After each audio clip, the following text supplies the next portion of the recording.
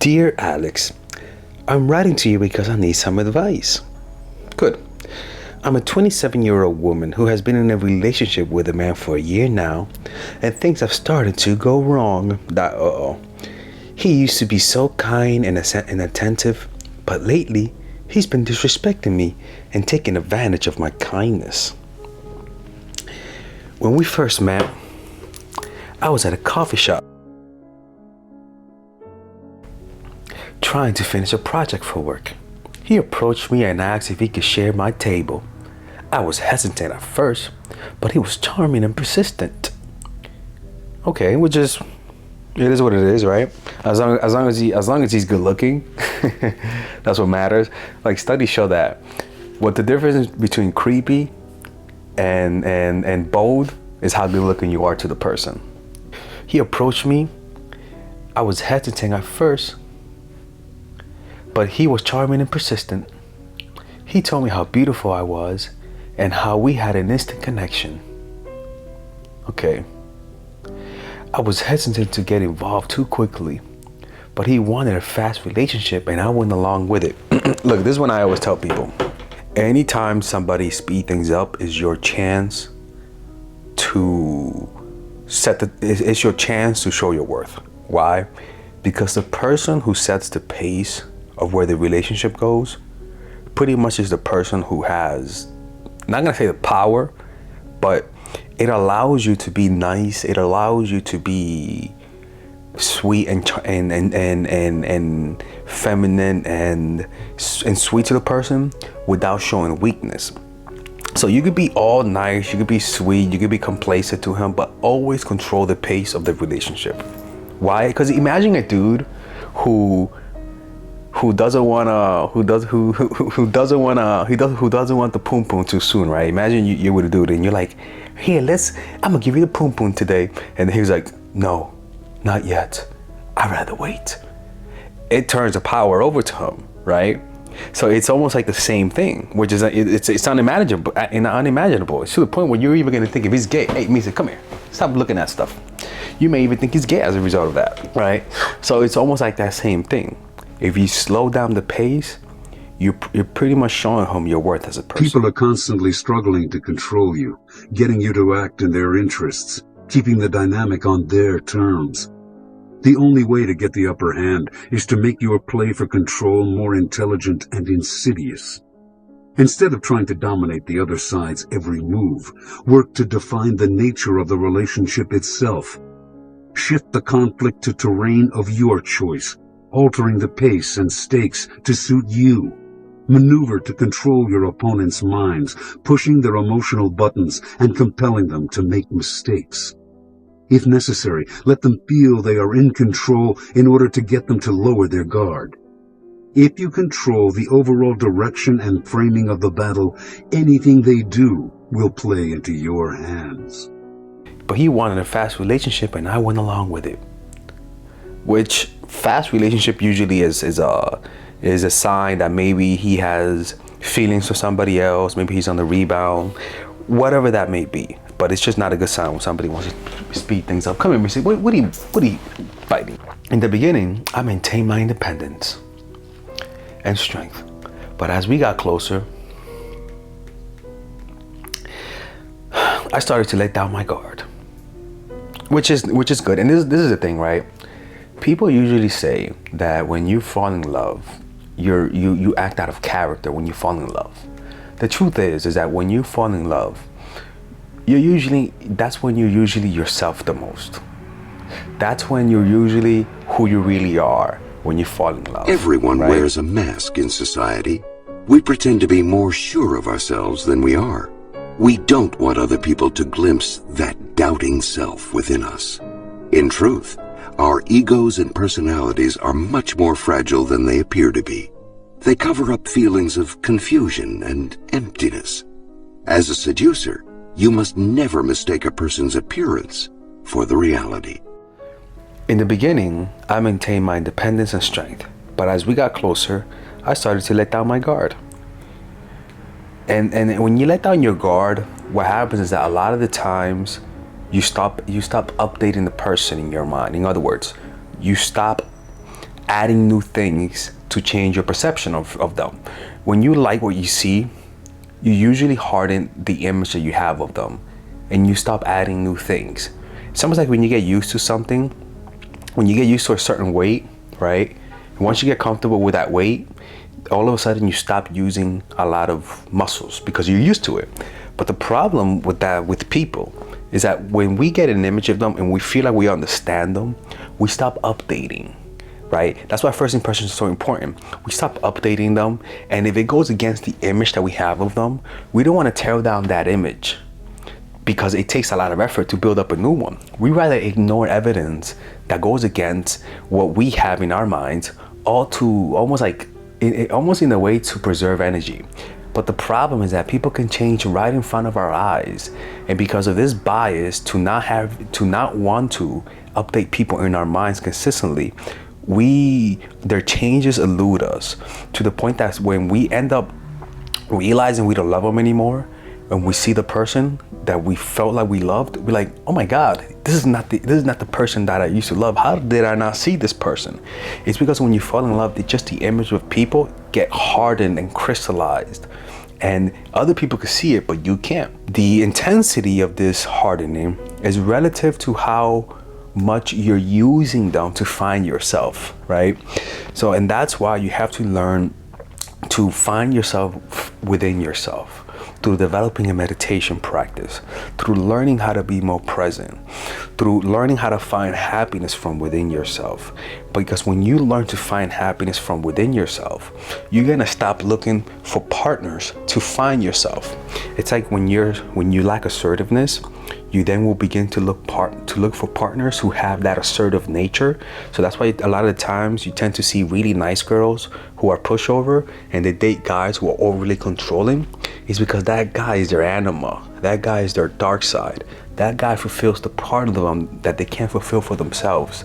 But if they then begin to develop assertiveness and begin to give themselves what they lack, that projection mechanism is gonna stop. And you're not gonna be attracted to your dark side anymore, but rather you're gonna be attracted to people who are more complementary, who are more positive in that direction, you know? So it's a lot of the times, and when you see people who seem like who have a stable life like she does, because she has a good job, she that's what I'm reading here. She didn't want me to tell you what kind of job she has, but she's a really powerful woman. But the truth is that it takes effort to put up that front of stability and solidity in the outside world. And when we find someone to love, we let that go. But then we surprise the person whom we're letting our guard down, and they realize, oh my God, this person who seems so like kept together, when they fall in love, all of a sudden the adult exterior goes down and they begin to act like a child around them. I was hesitant to get involved too quickly, but he wanted a fast relationship and I went along with it. In the beginning, I maintained my independence and strength. Good. But it takes effort, because the truth is, deep down, you're not. And that's not a bad thing, right? It takes these types of situations to expose us to our weaknesses. But as we got closer, I started to let my guard down. He will tell me what to wear. Okay. And I began to let him control me. Well, when you're usually in control of your life by having a successful business, a lot of the times you're looking to let go. You're looking for somebody to guide you. You're looking for somebody to take some control so that you can feel what it is to be guided. Humans naturally have a desire to be guided. Humans love to not have to think for themselves, right? That's because it reminds us to when we were children, where we let our parents completely control us to make the decision making for us. It feels good to let someone guide us. That's why romantic people are so seductive, because they guide us in an experience and all we're doing is following along. That's why we're so attracted to leaders. I thought he was trying to protect me, but now I realized that he was trying to mold me into his perfect girlfriend. He was trying to project his own animus on you, right? And the problem is that when you let people do that, you end up resenting them. And a lot of the times, sometimes you resent having to play a role But also, once you start playing that role, they immediately lose interest and find somebody else who could play that too. A lot of times people are just in love through a projection mechanism and they don't really interact with the person. We're gonna go to a quick commercial break, people. All right, ladies and gentlemen, so this is the first time I'm ever gonna offer this, all right? And it's a bundle, look at my dog right here. And it's a bundle deal to purchase all of my courses while being able to have a talk with me. So the way that this works is that you guys can purchase the Psychological Game of Attraction, Natural Chemistry, and Nice Girl while being able to purchase a 15-minute call with me. So naturally a 15-minute call is $99 for the meantime, people, until I start classes again, which will go out when I start classes. But now you'll be able to do that at 50% off, all while being able to purchase my first 3 courses that I ever created. These courses are pretty much everything you need in terms of your dating life. So it's all, you get everything at $249. Now the way that that this works is that the reason why I created this is because usually the best results come from people talking to me on the phone and then watching my courses. Now I always tell people, purchase my courses first, right? But some people have individual situations that they need guidance in. So this is the opportunity to be able to get all 3 things while being able to talk to me. Okay, so click on the description down below, purchase it while it's limited before I start classes again, and I'll see you guys. As time went on, things changed. He started to make snide comments about me and my interests, telling me that they were stupid and a waste of time. So a lot of the times, maybe people like that get jealous of you having your own life. What attracted them to you then becomes what they end up not liking. You see, this guy is sounding like a real toxic person. Actually, it sounds like this person just wants to control your life.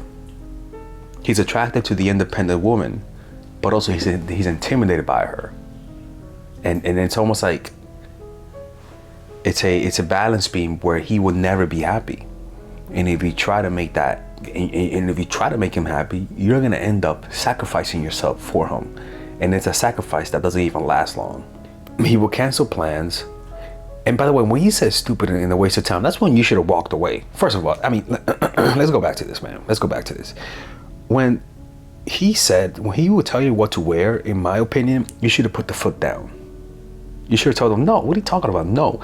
Because no is one of the most powerful things you could tell people. No, telling somebody no will show you so much about their face. When you say no and you just look at their face, it'll tell you so much about their character, so much about their true personality, right? Because it's almost like when you tell a guy no, they can't have the poom poom, right? You got the guys that snark, and you got the guys that like, okay, cool, no problem, let's hang out, let's do something else, right? So that's not a good sign on his part. You should have this is where you were wrong. 1, you said yes to the quicker relationship. Should have said no. Should have told him, look, I don't know you yet. 2, you should have said, don't tell me what to wear. And you should have said no to that, right?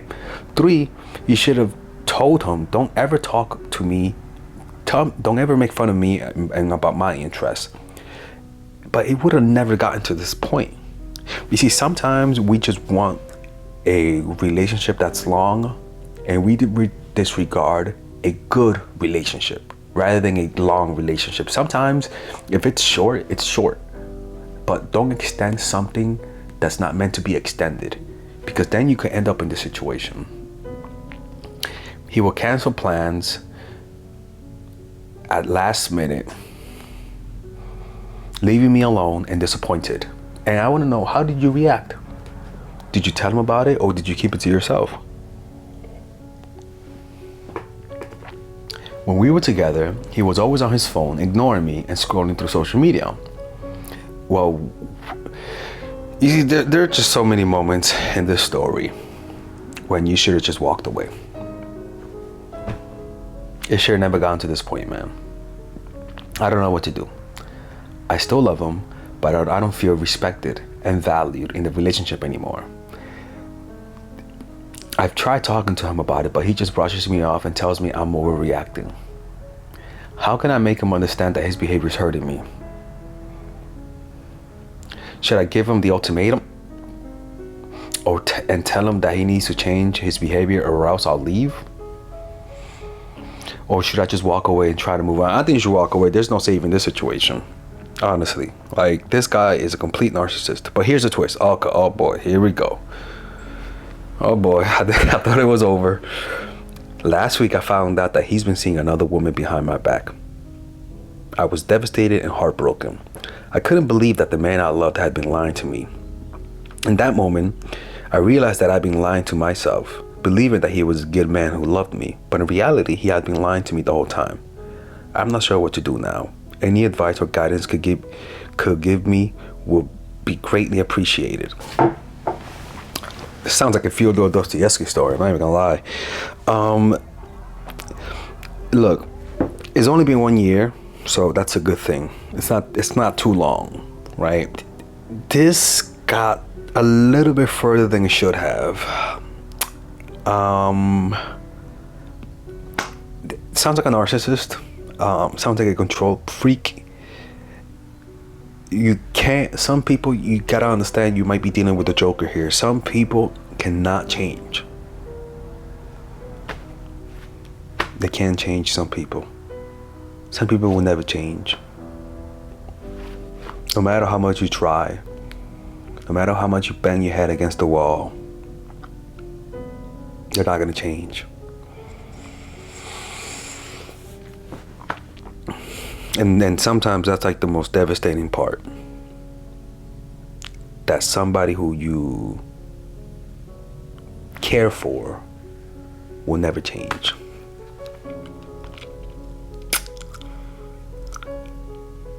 And sometimes you can't feel bad about it. It's not your fault. You can't really do nothing about that. You know? All you could do is don't let their unhappiness, don't let their mentality affect yours. You can die from someone else's misery. Emotional states are as infectious as diseases. You may feel you are helping the drowning man, but you are only precipitating your own disaster. The unfortunate sometimes draw misfortune on themselves. They will also draw it on you. Associate with the happy and fortunate instead. You know? And I don't think he's infected you, but not too much. You haven't gotten too much of that venom. It's best that you leave right now, so that you don't let the venom destroy you from within. Because if you keep going with this, you might end up in another relationship like this, where you misinterpret insecurity for security, for jealousy for, like, you might think he's being protective when in reality he's being abusive.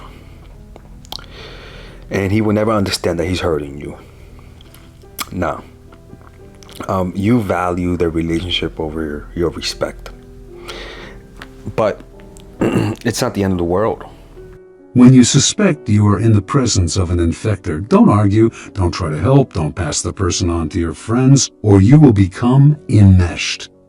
Flee the infector's presence or suffer the consequences. Keys to power. Those misfortunates among us who have been brought down by circumstances beyond their control deserve all the help and sympathy we can give them.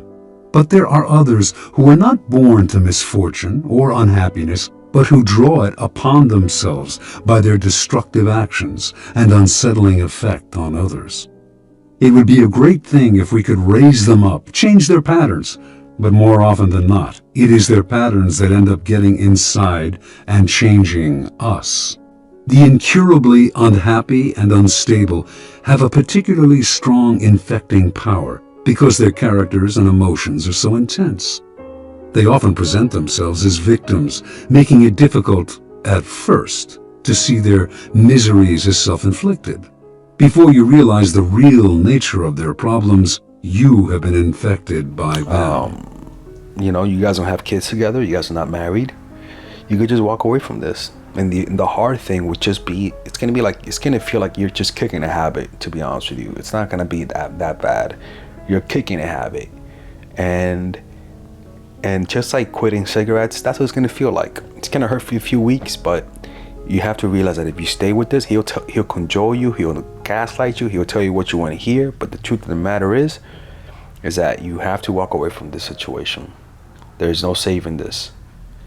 And you know what's funny thing is that sometimes they do love you. That's a funny thing, right? Like we could hear this and we could think that, okay, this person does not love them. You know, the craziest part is that sometimes they do, but that they just have a toxic way of loving. Like being loved by a venomous creature, and the way that this creature loves is by hugging you. It's like, no, freaking evil, no, you a venomous creature. Like, you hugging me, you're just gonna kill me. And it's you know what I'm saying? It's almost like you kind of feel bad, but at the same time, I am not gonna kill myself just to love you. And that's what's gonna happen, man.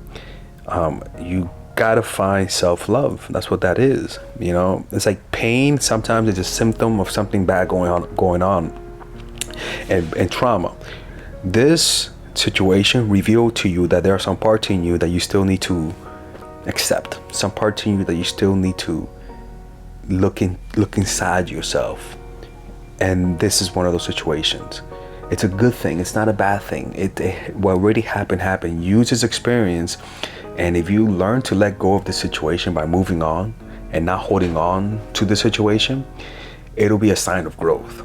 It'll be a sign that you overcame something. So it's not a bad thing. You didn't waste your time. This whole relationship was just an experience and a relationship of you loving yourself per se. And that's how you got to treat this. You have to treat this like this, because any other way, you're not going to benefit from this, right? You see, a lot of times people see these types of things as a waste of time. In my opinion, I don't think they're a waste of time. In my opinion, they just reveal to you parts of your personality that you didn't know before. And sometimes it's important to be able to see those sides of you in these types of relationships, you know? But here's what you should have done. You should have said no to the quick relationship. You should have put your foot down when he tried to tell you what to wear. I'm not even mad at you. I'm just mad for you. You should have never let him cancel plans, leaving you alone and disappointed. You should have told him, don't be on your phone too much when you're around me.